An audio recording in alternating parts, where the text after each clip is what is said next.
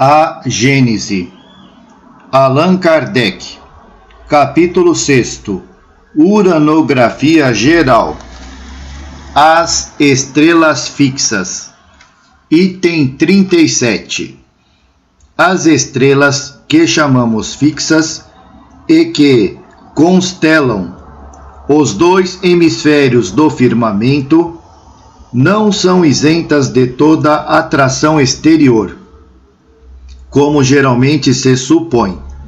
Longe disso, elas pertencem todas a uma mesma aglomeração de astros estelares. Esta aglomeração não é outra coisa senão a grande nebulosa, da qual fazemos parte, e cujo plano equatorial, que se projeta no céu, recebeu o nome de Via Láctea. Todos os sóis que a compõem são solidários. Suas múltiplas influências reagem perpetuamente umas sobre as outras, e a gravitação universal as reúne todas numa mesma família. Item 38. Entre estes diversos sóis, a maior parte são, tal como o nosso, rodeados de mundos secundários, que eles iluminam e fecundam segundo as mesmas leis que presidem a vida de nosso sistema planetário. Uns, como Sírius, são milhares de vezes superiores em dimensões e em riquezas que o nosso, e seu papel no universo é mais importante, assim como são rodeados por planetas em número maior e muito mais importantes que os nossos. Assim é que uma certa quantidade de tais sóis, verdadeiros gêmeos da ordem sideral, são acompanhados pelos seus irmãos da mesma idade e formam no espaço sistemas binários, aos quais a natureza deu funções inteiramente diversas das que são atribuídas ao nosso Sol. Abre parênteses, nota. É o que se chama em astronomia estrelas duplas. São dois sóis que giram um em torno do outro, como um planeta o faz ao redor de seu Sol. De que estranho e magnífico espetáculo devem gozar os habitantes dos mundos que compõem estes sistemas iluminados por um duplo Sol, mas também quanto devem ser diferentes as condições de vida ali. Numa comunicação dada ulteriormente, o espírito de Galileu acrescenta, abre aspas, há mesmo sistemas mais complicados, nos quais diferentes sóis, face a face um do outro, desempenham o papel de satélites. Produzem-se, então, efeitos de luz maravilhosos para os habitantes dos globos que eles iluminaram. Tanto mais que, apesar de sua aproximação aparente, tais mundos habitados podem circular entre eles e receber, seguidamente, as ondas de luz diversamente coloridas, cuja reunião recompõe a luz branca. Fecha aspas. Fim da nota. Fecha parênteses. Ali, os anos não se medem mais pelos mesmos períodos, nem os dias pelos mesmos sóis, e estes mundos clareados por um duplo facho receberam, em partilha, condições de existência inimagináveis aos que ainda não saíram deste pequeno mundo terrestre. Outros astros, sem cortejo, privados de planetas, receberam os melhores elementos de habitabilidade, que são dados a qualquer um. As leis da natureza são diversificadas em sua imensidade. E, se a unidade é a grande palavra do universo, a variedade infinita não deixa de ser, por outro lado, o eterno atributo. Item 39. Apesar do número prodigioso dessas estrelas e de seus sistemas, apesar das distâncias incomensuráveis que as separam, elas não deixam de pertencer, todas, à mesma nebulosa estelar que as distâncias alcançadas pelos mais poderosos telescópios mal podem atravessar, e que as concepções mais ousadas da imaginação mal podem franquear. Nebulosa essa que, não obstante, não é senão uma unidade na ordem das nebulosas que compõem o mundo sideral. Item 40. As estrelas que chamamos fixas não são imóveis na extensão.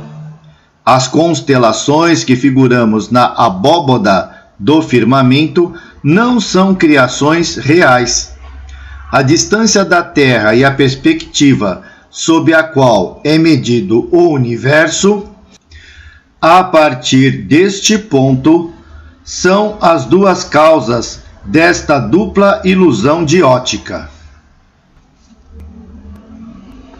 Item 41. Temos visto que a totalidade dos astros que cintilam na cúpula azulada é incluída numa mesma aglomeração cósmica, numa mesma nebulosa que denominais Via Láctea. Porém, pelo fato de pertencerem todos ao mesmo grupo, estes astros não deixam de ser animados cada um de um movimento de translação no espaço. O repouso absoluto não existe em parte alguma. São regidos pelas leis universais da gravitação e rolam na imensidade, sob o impulso incessante dessa força imensa. Rolam, não seguindo caminhos traçados por acaso, mas seguindo órbitas fechadas, cujo centro é ocupado por um astro superior. A fim de tornar mais compreensíveis minhas palavras, falarei especialmente de vosso Sol. Item 42. Pelas observações modernas, sabe-se que não há ponto fixo ou central, conforme se acreditava nos primeiros dias da nova astronomia.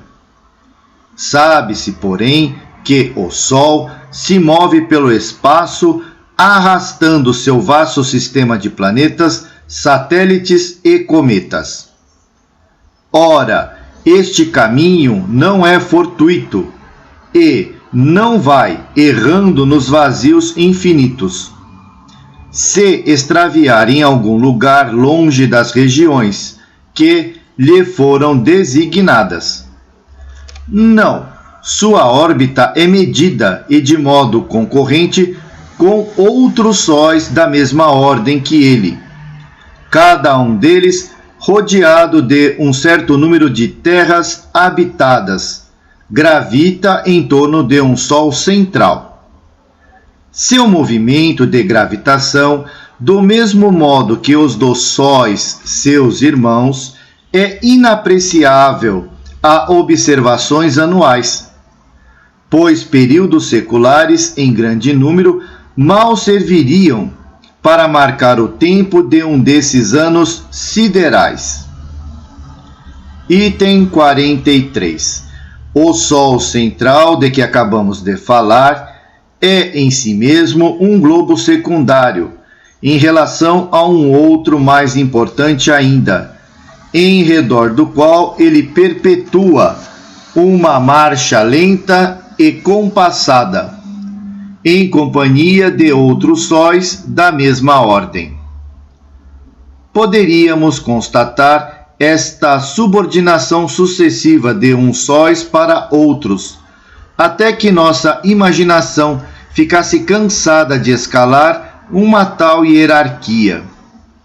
Pois não nos esqueçamos, pode-se contar com a aproximação uns 30 milhões de sóis na Via Láctea, subordinados uns aos outros como roldanas gigantescas de um imenso sistema. Item 44. E estes astros, em quantidades inumeráveis, vivem cada qual uma vida solidária. Assim como nada está isolado na economia de vosso pequeno mundo terrestre, assim também nada está isolado no universo incomensurável. Estes sistemas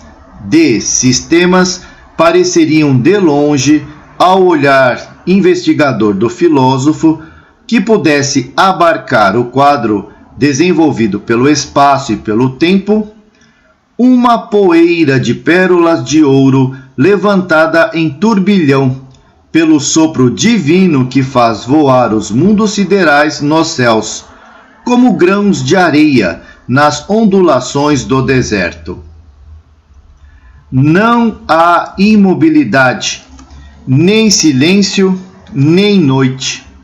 O grande espetáculo que se desenvolvesse desta maneira sob nossas vistas seria a criação real, imensa e cheia da vida etérea que abraça no conjunto imenso a visão infinita do Criador. Porém, até agora, apenas falamos de uma nebulosa. Seus milhões de sóis, seus milhões de terras habitadas não formam, como já temos dito, senão uma ilha no infinito arquipélago.